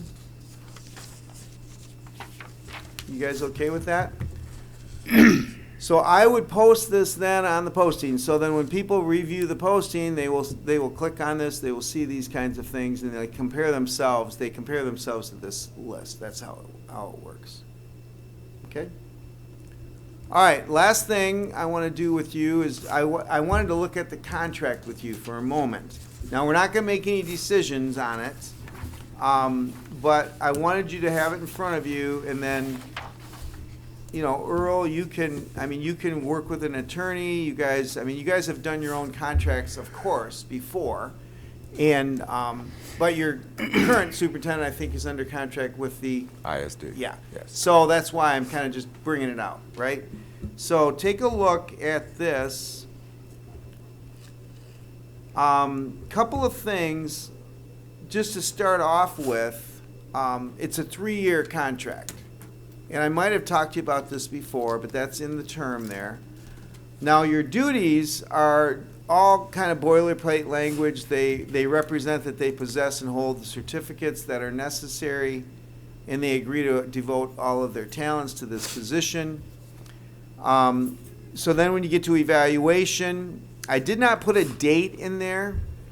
I kind of like to leave that annually. That's what's required. Sometimes you want to do it by April 1st, or some people like to do it in December, some people like to do it in June. To me, you have to do it annually. So when you start your new person in July, that's something you'd sit down and talk to them about. When are we going to do this? How's this going to work? You might talk to me about it. I'll come back and help you. So that's what that is, and that's taken right from the law. Then the next 2 sections are, how you extend the contract. So remember, the extension, at least in my view, the extension is at the board's discretion. So it's not, this contract right here is not set up to automatically extend. It says by June 30th, you'll consider extending, and then you'd establish a salary at that time. And remember, if you're going to, not extend, by the end of the contract, you have to then non-renew the contract. So that's, 90-day notice, 60-day action at the end of the 3rd year. So I can explain all that in the future if you need to, but those 2 things are covered. And then, of course, no tenure. Now, one thing I put in here is compensation. I did put a space for us if we want to do all 3 years. So if we wanted to set the compensation the 1st year, the 2nd year, and the 3rd year, if you want to do it at once, or we can take that out and we can decide this in our next meeting. How do we want to set this up? Do we want to set it up so it's already kind of set, or do we want to just do the 1st year and have the next years be done each year? My preference would be to do it yearly, as opposed to having it set in the contract. Yeah. So I noticed that another contract in your district had it for the different years, but that's a different level. So we can talk about this when we get to this point in April, when I'm here with you. We will talk about that and we'll decide. Because what are we going to do with this? We're going to send this to the final candidates. When we get down to the final round, we're going to be sending this without any numbers in it, but just with the language so that we can move this forward. But that's why I want you maybe to check it with your attorney if you want to. So I did add in, yes. But see what my yeah, what's the rest of the board yeah. think? Do you want to have it just set for 1 year, or do you want to set it for all 3 years? Just 1 year? Is there a way we can set it for 1 year based on evaluation? And that's generally what happens. Yeah. Okay. If you don't set, each year, it's based on the evaluation. Can we put an evaluation timeline in here so we are by contract this is when your evaluation is gonna be and we'll determine this compensation. Yeah, we could do that. We could do that, and sometimes what you do That's an is maybe you evaluation piece. don't do all 3 years, you might just do 2 years, and the second year is determined upon the effective evaluation. So the only way they get the second year raise is if they've had an effective evaluation. That's another way to do it. So I can write that up for the next time, and you can look at that. Now, I did put an annuity in, right now, as a kind of a placeholder for you. So that's pretty typical of salary and annuity, and I think we talked about that last time. I also put in merit. So merit pay is a requirement of contracts in Michigan under the 1250 law, right? So generally, you have to have something that you're basing the salary on in terms of merit. So I just put it on the evaluation. Right.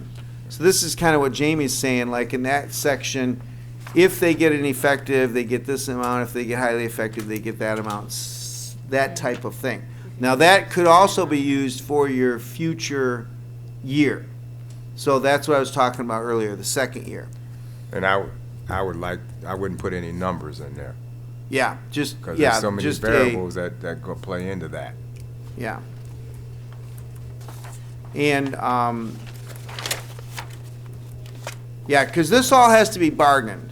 I mean, this is what we would be doing with our candidate or candidates. At the end, we would be sending this saying, hey, this is kind of what we're thinking. But then when we pick somebody, then we say, okay, here's the number we want to add in here. Here's what we want to put in for this. And I will talk to you about that when we get ready to make an offer. So we won't just call somebody up and say, hey, we're offering you the job. We're going to have to say we're offering you the job at this rate. And here you've already seen the contract, so here's the numbers we wanted to add in there. What do you think? That type of thing. And then they get to think about it and tell us. And so I'm going to help you with that.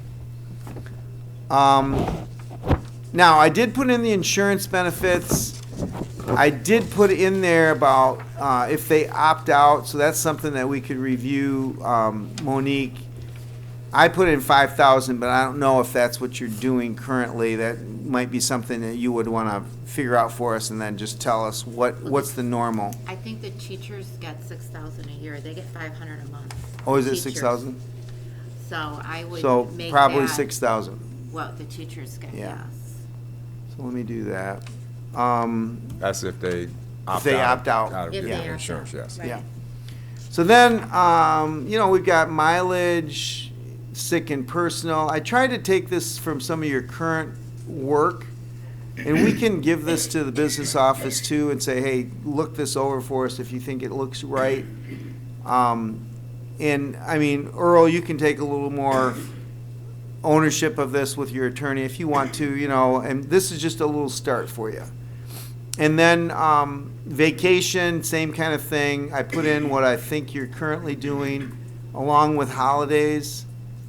And so then you've got bereavement leave. Again, you'd probably want to do similar to what the other administrators get or what the teachers get. In D, I would like to put in that you can't carry vacation days over.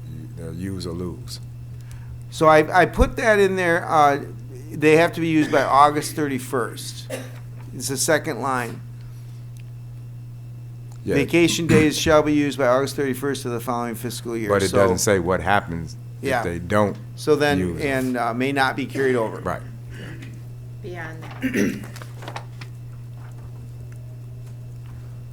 Yeah, Sick days are carryover. Yep. But vacation days, got it. I prefer not being able to carry over vacation days. And then bereavement leave, this again, you want to be similar to what you're doing with your other groups.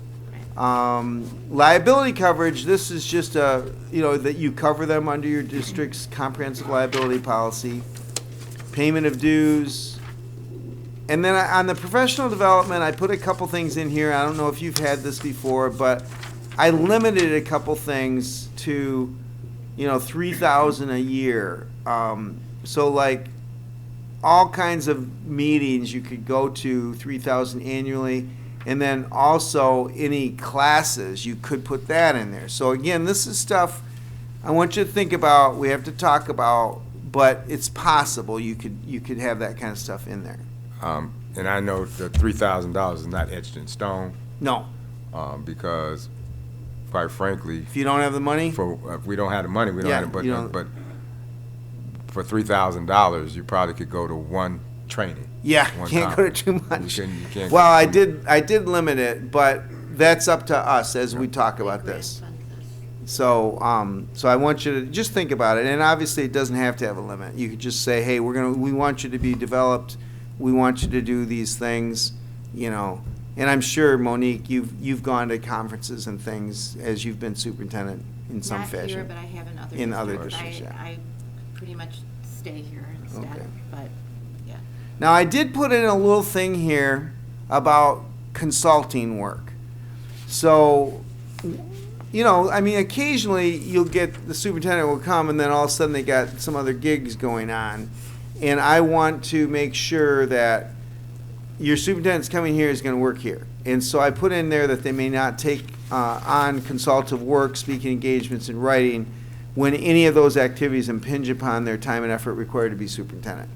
So just so you've got something in there like that. And then, of course, the board can give consent for something. So if they get if you're the special speaker for a conference, you know, you talk to the board about it and you go do that. You know, that's fine. But that's just to protect the district, and so I do that for sometimes. Physical exam, again, is protecting the district, making sure they're healthy. The board has the right to ask somebody to take a physical if the board feels there's a legitimate basis to question their fitness for duty. Same thing with a disability. If they are disabled for any reason, the board would obviously let them use their sick leave and unused vacation time and so forth, but eventually they're going to have to either work or it's going to be terminated. And so it does say that if it continues for 1 year, you know, the board may at its option terminate this agreement. So this is a protection for the district for that 1 in a million case where somebody is disabled and just cannot do the job, and all of a sudden you're stuck with this contract, right? And I did put in here that the death of the superintendent terminates the contract. So I mean, these are just things. These are just things that protect the district. I know you know this. I don't mean to be facetious at all, but anyway. And then there's termination. So the one thing about this termination clause is it's arbitrary and capricious, as opposed to just cause. So it's a different standard, and that's the same standard that's currently under the Tenure Act. So I think that that's appropriate. I also added in here relocation allowance. We could take that out if we wanted to, but I did put in that if they relocate into a residence within the district borders, then that's when this would come into effect. Obviously, we don't have to do this, but it's something I wanted you to think about. I did put in a resignation notice of 90 days. And of course, I wanted to put in arbitration. Now, I don't know if you know this or not, but the best way of your contract dispute being handled is through arbitration. It's not through the courts. So we want this clause in there, the superintendent to agree that that's how that we would handle any dispute. And then, of course, it's the entire contract, and there you go, and that's it. Question. Yeah. Do we have a provision, or can we add a provision, if the composition of the size of the district changes and we do some right sizing and reconfiguring of how we provide educational instruction? And reassign the superintendent? No, I'm saying if, for example, if we lose the high school, we go from K-12, pre-K-12 to a pre-K 5 or pre-K 8. Yeah, we could put something in there about that. Change the compensation. Yes. I mean, we could think about that and put in a clause of some sort like if the district changes its configuration, the board and superintendent agree that they will sit down and discuss the contract again, something like that. Absolutely. And again, we'd want to tell the superintendent that up front. They'd have to agree to this. And they're going to agree to this contract, but if we put a clause in there or something like that, we could do that. Oh, yeah, it would be upfront. It would be Yeah, upfront, yeah, yep, yeah. upfront. So that's really my story. If I wanted you to just see a contract and review it, and I'm going to be back with you in another few weeks, and I'm going to have that on the list again. If you want to do any other work or give me any other thoughts, please feel free to email me. And just getting ourselves prepared for the end of the process. Any questions about what we talked about regarding the contract? Yeah, I got a couple questions. This contract, once it's instituted, or I know we're gonna do some changes on this, who's gonna be responsible for this to go to the HR business, assistant superintendent? I mean, who's Legal counsel will. legal counsel? Yeah, Who who do you usually use? We have a new attorney, legal firm this year. Who is it? Collins and. Blaha? Yeah, yeah. Yeah, so I think just you could send this to them with even any thoughts, and then say, hey, can you give us a review? Can you make any suggestions? Maybe with that couple of thoughts that you had, and they can write it up. I would, if you do that and you get something back, send it to me. I can put it in our format, and then we're going to be ready because at the end you might want to have a final review with whatever the candidate would suggest. So they might have some suggestions, but what I usually do, you guys, is I usually will talk to the candidate and talk them through these things. And so sometimes they will have questions about arbitration or the termination clause or all kinds of different things. But generally, I don't make a lot of changes to what we're thinking, because I think it's fair. The only thing that usually changes is the numbers. Whatever we decide, and you work on the numbers. So yeah, so that would be my answer on that as well. Let's get legal counsel involved. Okay. And then the other thing would be we could check with the business office on some of those little sick day numbers and things like that. Monique could help you with that. Like, hey, does this look right for all of this? It's still all bargainable, but I would just generally say that we're going to want to do the same thing that we're doing with staff for the superintendent. Well, that was my question too. I mean, those bereavement days, the annuity, the merit. You got mileage reimbursement. You have merit pay, life insurance. I mean, who's going to handle all that stuff? Because I don't think she's a life insurance agent over there. I don't know. But that's why I was asking that question. But we'll figure it out. Yeah, Take it yeah. legal, I think we'll figure it out. Monique can help us with it. What we want to do is make it similar to what we're doing for other administrators and Right. staff.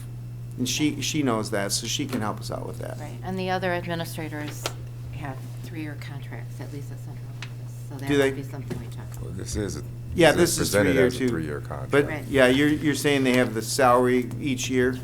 Yeah. So that's something that we can look at.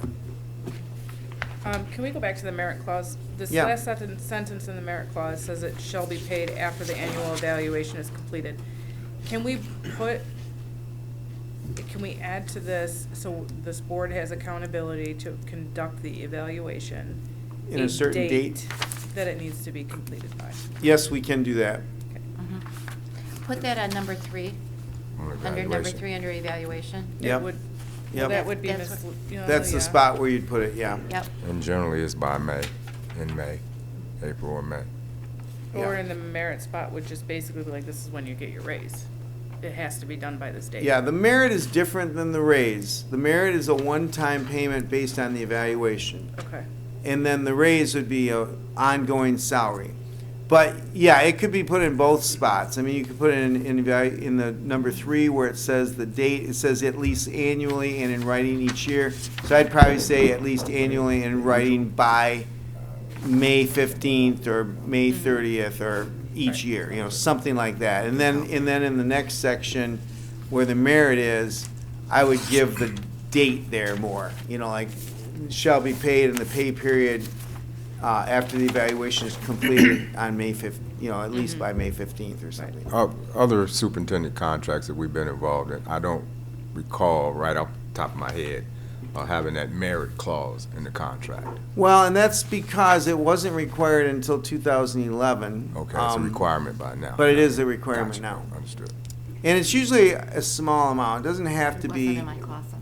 Yeah, and a lot of people don't follow the law. I'm just going to say they don't do it, but I do. You know, I've done about 75 of these, and I've generally put it in on all of them. There's been a couple that we haven't for various reasons, but I've done a couple that are small, like $250, $500, and then I've done some that are a little bit bigger.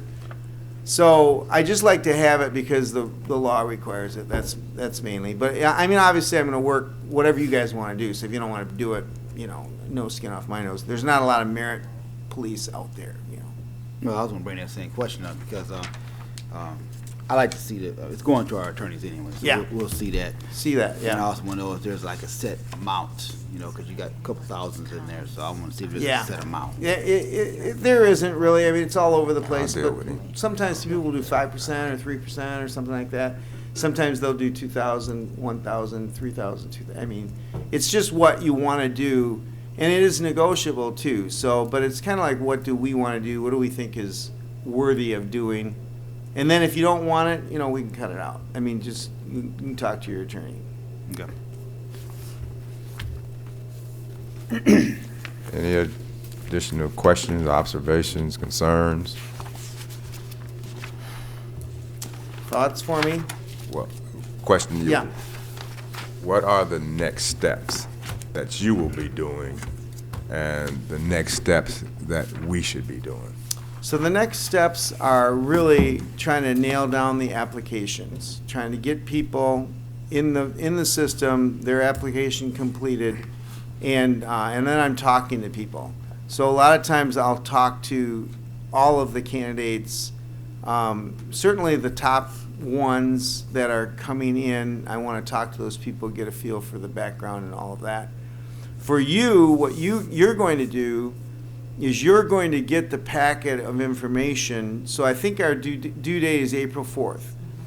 So 5th, 6th, 7th, probably right around April 7th or 6th, you'll get the packet. And the packet will be emailed to you as a link. So you'll click on it, you have to put your password in, and then you'll be able to see all of the applications. And I'll also have a memo in there for you of, these are the ones I want you to spend the most time on. But certainly at that moment, you can Google those people, you can look at their background, you know, all of that. But you cannot call anybody. It's confidential, so you can do whatever you can do, but don't call people. And then you'll have a few days to do that, and then when am I here? It's April 11th? No. I don't have the time sheet in front of me. Let me look. but- I got it. Let's see here. April 13th. April 13th. So you'll have about 5 or 6 days to read the materials, and then you're basically trying to pick your people that you think you want to see for interviews. So I know we're going to have numerous applications, so we're not going to be able to interview everybody. We will have to pick. So you will prioritize. You're going to look in, like, the background, you look at your criteria, look at the applications, do they meet them? And then you'll be kind of picking those. So then when we get together on the 13th, I'm going to ask you, David, what are your top people? Who would you like to see? Earl, who would you like to see? Jamie, you know, the same thing. So then we'll get together and we'll decide, these are the 5, these are the 6, these are the 4, whatever, however that works out. So that's going to be your next thing to do, is to review the applications and pick the ones you want to see. And that's on or about April 6th or 7th, we'll receive the information. Yes.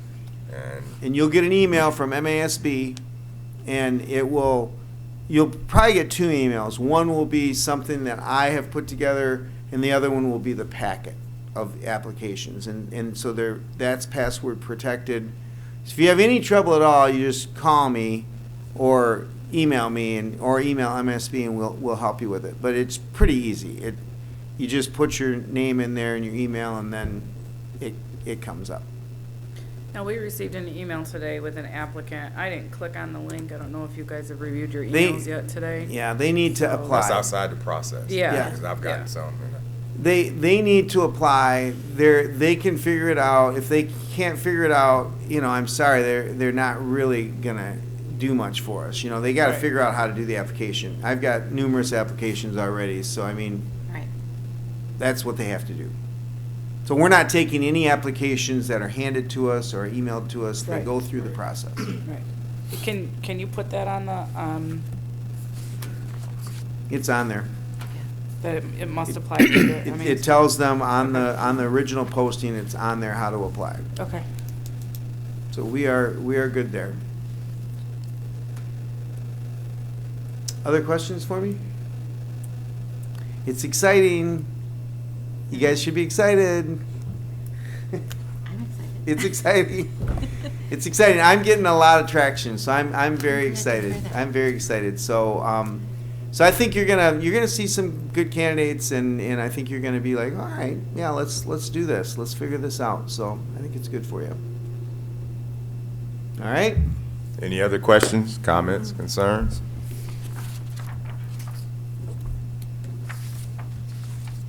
Well, Thank you, guys. again, if you got any questions or suggestions for the contract, send them to me, and I can send them to Dr. Green.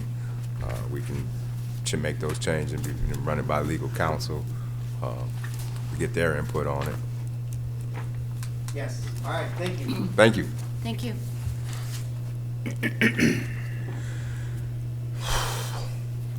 Item 14, board comments. Mr. Walker. Start off, happy March Reading Month. All students get out and read a book. Might not want to, but gotta increase that your reading rate. It's gonna be a few months until prom, graduation, so seniors, get ready for that. It's going to be exciting for you all, having your last journey in days of high school. I miss mine, so just saying, about to graduate college, so it went a little too fast. And then we had a great meeting with David, going over our new hires. Great to have them. And then once we get our high school social studies position filled, I think we'll be really set. And that's all I have. Thank you. Ms. Collins. I'm going to make mine quick because it is late, but I do want to let everybody know how incredibly excited I am that our HVAC program has been approved by the Michigan Department of Education, which means every high schooler in Macomb County can come here and take credit for an HVAC class. So if you are struggling in math or science, you can fulfill that credit through HVAC program here at Mount Clemens High School. There will be information going out to all of our surrounding school districts for that. I'm very excited that our kids are going to be taking field trips. We have 6 seniors right now in the HVAC course, and they are going to, Dorsey is extremely excited about having our kids come there and learn those extended opportunities, what financial aid would look like, talking to advisors. Northwestern Tech is on board to do the same. Macomb Community College, they'll be taking field trips to all 3. And we have field trips set up also with local residential HVAC companies that they can come and see the hustle and bustle of what it takes to get in this field and talk to some of the employees. So it'll be exciting for them. Also, for those that don't know, myself and Lori Spooner lead the Junior Optimist Club. We are having we have a 92% poverty rate here in our school district. One of the great needs for our young ladies is feminine products. So if anyone would like to donate feminine products, they can drop them off to our security desk and we will store them here. This is a student-led organization, so the students have chosen to do this drive for their fellow students. They will be the ones handing them out. So it is a great need here, so if anybody can drop those off or contact myself or Lori Spooner and we will come and pick them up from you. So other than that, that is my comments. And I'm excited to see what comes at the next meeting because there's going to be more good news. Thank you. Thank you, Ms. Collins. Ms. Walker. I'm going to make it short too because it is very late, but I was very excited to see the honorees tonight, not just the staff, but the kids. That is a wonderful, wonderful thing to see back. So congratulations to all our honorees tonight, and I look forward to seeing more every month. That's all I have. Thank you, Ms. Walker. Dr. McFadden. Thank you, sir. More recognitions tonight. Congratulations to all those that was recognized, the students and the staff. Thank you to LaQuisha Davis for being one of the participants for the ML King celebration. Also, I want to talk about a couple of topics here because I want to dispel some misinformation, stop the rumors before the rumors get too crazy. And I know a lot of these are just because people just don't know, uneducated references. I heard somebody stated about the failures of the district in relationship to the athletic programs, our teacher-student turnover, and our new programs. But as Ms. Collins just stated, we have a CTE program that was HAPVAC, which is a new program. So maybe that individual didn't know that. Hopefully this information gets to this person, and now they understand that we do have it. In reference to the athletic program, we run an ethical athletic program. That being, if you're ineligible to play, we will make sure that doesn't happen because we like to play by the rules. But our football team made it to the playoffs this year. So to say our athletic program is in shambles, our ladies volleyball team had a wonderful season. Maybe this individual didn't show up for those volleyball teams and didn't know about that. I don't know. Our Lady Bathers basketball team did great this year. And once again, maybe they didn't get to participate. Now our turnover, teaching-student turnover. This individual also boasted and stated about our failures in reference to teacher-student turnovers. Once again, we're not going to allow our students to run amok. We're not going to have unruly students in the district to cause havoc, to put our children at risk when it comes to safety and educational standards. So when he says, I hate to say the word he says, teacher-student turnover, and as we all know about teacher turnover, let's call it what it is. It was an influx of money from ESSER funds, and the districts around us use that to their advantage. And that's not a problem, because I support those teachers to do the best they can with what they need. But when it comes to teacher turnover, we are working the best we can with that. We have brought in a whole new staff. And as the comments I heard earlier, some positive, some negative, but some people are happy about the principals and about the teachers in this district. So for that individual to say those things, it must be a rumor mill that's coming up, and I want to dispel that misinformation. I feel like I'm talking to the talking heads, like the Alphabet Soup, CNN, ABC, MSN, or whoever it may be. So I want to make sure that gets out there and this individual understand that those are the facts. A couple other things I wanted to say tonight, but I'm not going to go too far into it. Heritage Night. And I heard a comment about Heritage Night. And we do believe Heritage Night is very important, and we'd like to make sacrifices also. But as us board members and some parents and some teachers, individuals in the communities, it's not that it's lack of support or not mindful support, because if we're not here in body, I'm pretty sure we're here in spirit, in mind, and other avenues of support. So I'm just saying that because I'm not trying to defend, I'm just trying to make sure the facts are presented. So if you don't have the data, the objective findings, I understand your subjective feelings. It might be emotional, but get the objective findings, and we have no problem delivering that to you. Everything we have is on our website, should be posted. If not, get in contact with our principals, our superintendent, and that information will be relayed to you. Mr. President, those are my comments. Thank you, Dr. McFadden. I'd like to piggyback on Ms. Collins' comments regarding hooray. You know, kudos to the administrative team, the instructors of the HVAC programs, Ms. Collins for bringing that program, potential of that program to the district. And here we are 8, 9 months later, it's been approved.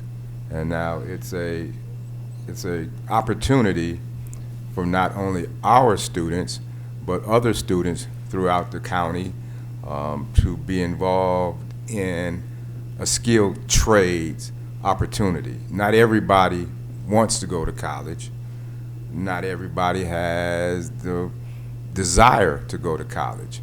From my perspective, it was a travesty and a disservice to public education when school districts across the state got rid of their trades programs, vocational programs, because money. And the state was offering all this money to go towards a college-based ready students, and that's why most districts got rid of their vocational education programs. It was chasing dollars. So I'm glad and happy and elated to see that we have gone through the process and it's been approved by the Michigan Department of Education. And this fall, we'll be up and ready, and for students, our students and other students who are interested in this vocation to come to Mount Clemens and get that training. So that's a huge success for this district. I know we're still working on the studio and broadcast production piece of that, also being approved by the state for for credit. The Mount Clemens audio-visual television crew under the leadership of Mr. Lindenberry has done outstanding. We've had, our students have won several awards, Bather Babel and other programs that have been produced by our students right here in the school. And so we're hopeful that we crossed all the T's and dotted all the I's to get that program also as a CTE credit program for not only our students but other students who wish to participate in. In the HVAC program, we'll be the only high school in the county that has that program. So that's a straw in our hat. That's a feather in our hat. So kudos to all that made that happen. Congratulations to both the boys and girls basketball teams. The girls had a more successful season than the boys did this year. I think the girls made it to the district championship. And so kudos to those student athletes. All of those students who participated in our athletic program were eligible. There are some years in the past that we played ineligible students. Like Dr. McFadden said, we follow the rules.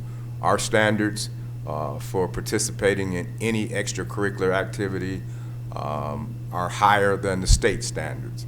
And this board did this many years ago, and we feel that we're here, you're a student first and an athlete second. So if you're not getting the job done in the classroom, then you can't participate on the track field, basketball court, or football field, or whatever extracurricular activity you're trying to participate in. You have to understand that you're a student first and academics come first, and that we adhere to our standards that we have here, and we don't apologize for the standards that we have for our student athletes and our extra participation in our extracurricular programs. Kudos to our staff and the students that were recognized this evening for their achievements and excellence and leadership at all levels, from the elementary level through to the high school level. So kudos to those that were recognized tonight. There are several more that could be recognized, and there'll be several more that will recognized in the future. So we look forward to the recommendations from the building principals and others that bring the recommendation for this honor and recognition for the students and the staff. I think those are my comments. The chair would entertain a motion for adjournment. So moved. Support. Moved by Member Walker, second by Member Walker. It's non-debatable. Call the roll, please. Ms. Walker? Yes. Mr. Walker? Yes. Oops. Strong absent. Ms. Collins? Yes. Dr. McFadden? Yes. Mr. Rick? Yes. Motion carries. Meeting is adjourned at 9:45 in the PM. Thank you, ladies and gentlemen. Thank you for your participation. Does the Wi-Fi shut off at a certain time?